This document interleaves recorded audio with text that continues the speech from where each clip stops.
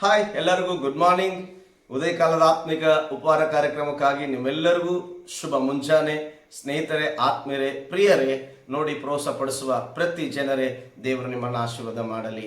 ಈ ಮುಂಚಾನ ವೇಳೆಯಲ್ಲಿ ಪ್ರತಿ ನಿತ್ಯದಂತೆಯೂ ಈ ದಿನವೂ ದೇವರು ಕೊಟ್ಟಂಥ ವಾಕ್ಯವನ್ನು ನಾವು ಧ್ಯಾನ ಮಾಡಿಕೊಳ್ಳೋಣ.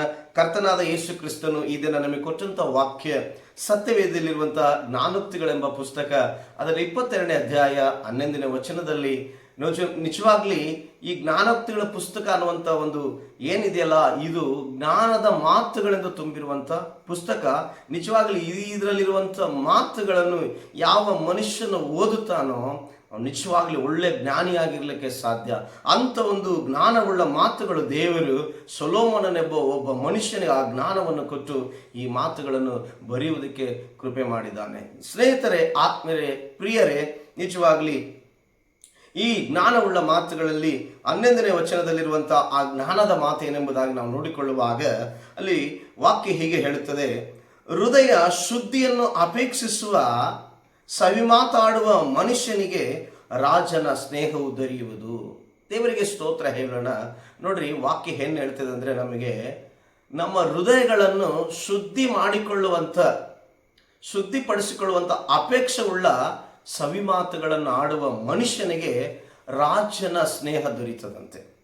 ಅಂದರೆ ನಮ್ಮ ಹೃದಯವನ್ನು ಶುದ್ಧಿಪಡಿಸಿಕೊಳ್ಳುವಂಥ ನಮ್ಮ ಮಾತುಗಳಿಂದ, ಹಾಗೆ ನಮ್ಮ ಎದುರಿರುವಂಥ ವ್ಯಕ್ತಿಗಳು, ನಮ್ಮ ಬಂಧು ಬಳಗದವರು, ಸ್ನೇಹಿತರು, ಯಾರೇ ಆಗಿರಲಿ, ಅವರ ಹೃದಯವನ್ನು ಶುದ್ಧಿಪಡಿಸಿಕೊಳ್ಳುವಂಥ ಅಪೇಕ್ಷೆ ಅವರಲ್ಲಿ ಬರುವ ಹಾಗೆ ನಮ್ಮ ಮಾತುಗಳು ಅವರಿಗೆ ಸವಿಯಾಗಿ ಕಾಣುವಂಥವಾಗಿರ್ಬೇಕಂತೆ. ಹಾಗೆ ಆಗುವುದಾದರೆ ಅವನ ಹೃದಯ ಶುದ್ಧಿಪಡಿಸಿಕೊಂಡ್ರೆ ಅವನು ಪರಿಶುದ್ಧನಾಗಿರುವುದರಿಂದ ನಿಜವಾಗ್ಲಿ ಅವನು ನಿತ್ಯ ರಾಜ್ಯಕ್ಕೆ ಸೇರಲಿಕ್ಕೆ ಸಾಧ್ಯ.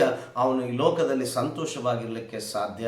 ಯಾಕಂದರೆ ಪರಿಶುದ್ಧತೆ ಇಲ್ಲದೆ ಇರುವಾಗ, ಮನುಷ್ಯನಲ್ಲಿ ಪಾಪ ಅನ್ನುವಂಥದ್ದು ಇರುವಾಗ, ಪಾಪ ಅನ್ನುವಂಥದ್ದು ಪಾಪ ಕೊಡುವ ಸಂಬಳ ಮರಣ ಎಂಬುದಾಗಿ ಸತ್ಯವೇದದಲ್ಲಿ ನಾವು ನೋಡುತ್ತೇವೆ. ಅದೇ ಪ್ರಕಾರವಾಗಿ ಮನುಷ್ಯನ ಹೃದಯ ಶುದ್ಧಿಪಡಿಸಿಕೊಳ್ಳುವಂಥದ್ದು ಅದು ಮರಣದಿಂದ ತಪ್ಪಿಸಿಕೊಳ್ಳುವಂಥದ್ದಾಗಿದೆ. ಸ್ನೇಹಿತರೆ, ಪ್ರಿಯರೇ, ಇವತ್ತು ನಿಜವಾದ ಲೋಕದಲ್ಲಿ ನಾವು ನೋಡುವಾಗ ಇತರರ ಹೃದಯವನ್ನು ಶುದ್ಧಿಪಡಿಸುವಂಥ ಮಾತುಗಳನ್ನು ಮಾತನಾಡೋದು ಬಹಳ ಕಡಿಮೆ.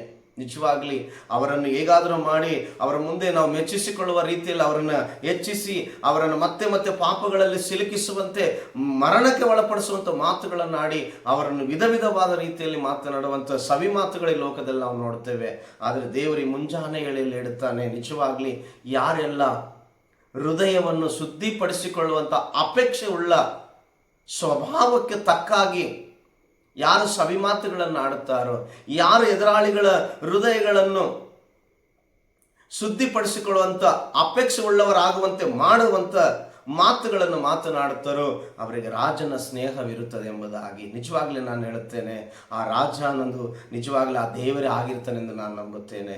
ಸ್ನೇಹಿತರೆ, ಪ್ರಿಯರೇ, ನಾವು ಈ ರೀತಿಯಾದಂಥ ಮಾತುಗಳಿಂದ ಎದುರಾಳಿಯ ಪಾಪವನ್ನು, ಅವನ ಹೃದಯದಲ್ಲಿ ತುಂಬಿರುವ ಪಾಪಗಳನ್ನು ಅವನು ಶುದ್ಧಿಪಡಿಸಿಕೊಳ್ಳುವಂಥ ಮನಸ್ಸಿನ ಅಪೇಕ್ಷೆ ಉಳ್ಳಂಥ ಮಾತುಗಳನ್ನು ನಾವು ಹೇಳುವಾಗ ನಿಜವಾಗ್ಲಿ ನಮಗೆ ಸ್ನೇಹ ದೇವರಿಂದಲೇ ಇರಲಿಕ್ಕೆ ಸಾಧ್ಯ ಎಂಬುದಾಗಿ ಈ ಮುಂಜಾನೆ ವೇಳೆಯಲ್ಲಿ ದೇವರು ನಮಗೆ ತಿಳಿಸುವನಾಗಿದ್ದಾನೆ.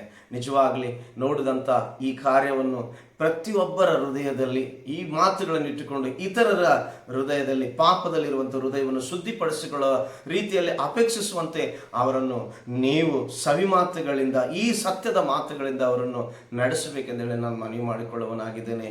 ದೇವರು ನಿಮ್ಮನ್ನು ಆಶೀರ್ವದಿಸಲಿ. ಮುಂಜಾನೆ ವೇಳೆ ನಿಮ್ಮೆಲ್ಲರಿಗೂ ನಾನು ಪ್ರಾರ್ಥಿಸುವನಾಗಿದ್ದೇನೆ. ಪರಲೋಕದಲ್ಲಿರುವ ಒಳ್ಳೆಯ ತಂದೆ, ನೀನು ಕೊಟ್ಟಂತಹ ಜ್ಞಾನದ ಮಾತಿಗಾಗಿ ಸ್ತೋತ್ರ ಹೇಳುತ್ತೇನೆ. ಹೌದು ಸ್ವಾಮಿ, ಹೃದಯವನ್ನು ಶುದ್ಧಿಪಡಿಸಿಕೊಳ್ಳುವುದು ಬಹಳ ಕಡಿಮೆ ಈ ಲೋಕದಲ್ಲಿ. ದೇವಾ, ಅದನ್ನು ಶುದ್ಧಿಪಡಿಸಿಕೊಳ್ಳುವಂಥ ಅಪೇಕ್ಷೆ ಉಳ್ಳ ಮನುಷ್ಯನು ಅವನು ದೇವರ ನಿಜವಾಗ್ಲಿ ರಾಜನಿಗೆ ಸ್ನೇಹಿತನಾಗ್ತಾನೆ ಎಂಬುದಾಗಿ ಹೇಳುವ ಪ್ರಕಾರವಾಗಿ ದೇವರೇ ಅಂಥ ಒಂದು ಸ್ವಭಾವ, ಅಂಥ ಒಂದು ಗುಣಗಳು, ಅಂಥ ಒಂದು ಕಾರ್ಯಗಳು ನಮ್ಮ ಜೀವನದಲ್ಲಿ ಇಟ್ಟು ನೀನು ನಡೆಸಿ ನೋಡುವ ಪ್ರತಿಯೊಬ್ಬರನ್ನು ಕೂಡ ದೇವರೇ ಆ ರೀತಿಯಲ್ಲಿ ನಾವು ಆಶೀರ್ವದಿಸಬೇಕೆಂದೇಳಿ ಘನ ಮಾನ ಮಹಿಮೆ ನಿನಗೆ ಸಲ್ಲಿಸ್ತಾ ಯೇಸುವಿನ ನಾಮದಲ್ಲಿ ಪ್ರಾರ್ಥಿಸ್ತೇನೆ, ಪರಲೋಕದ ಜೀವವುಳ್ಳ ಒಳ್ಳೆಯ ತಂದೆ, ಆಮೆನ್.